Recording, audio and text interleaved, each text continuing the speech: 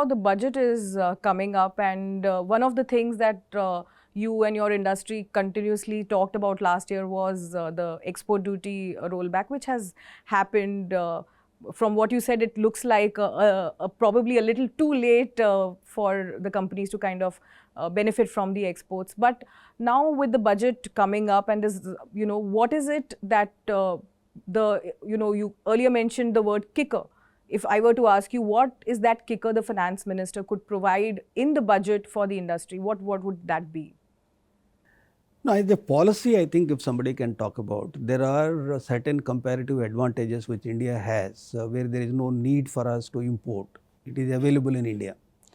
So, those items where India has a comparative advantage or a strength, where it is available in India, there is a need for import duties. Import duties to ensure that whatever disadvantage which India has, to that extent there are import duties. So, for instance, when we do not have coking coal in India, there is no point of having a duty on import of coking coal.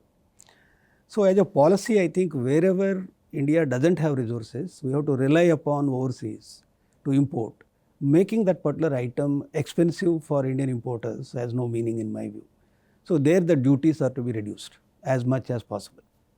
Similarly, exports. Exports, if you look at it, there are a lot of disadvantages which Indian industry suffers. Government of India has introduced a road tax, which is WTO compliant, which is an excellent step in my view. But the percentage of road tax that have been announced to compensate the disadvantage where the set off of duties, particularly state side, is not getting to the industry. But that is insufficient because very less amount of budget allocation is done towards road tax when compared to earlier MEIS schemes.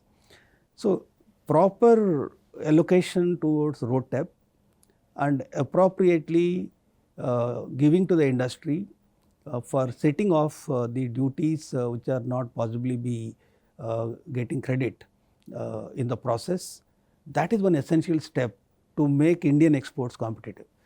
So, the kicker which I talked about, so imports reduce duties wherever possible which are not available in India, and the duties that are suffered by Indian industry which are not getting compensated in the process of GST or other tax side, road tax has to be adequate enough to compensate the industry to take away that disadvantage. That will enable to increase our exports. These are the two very important points which I have as regards to budget.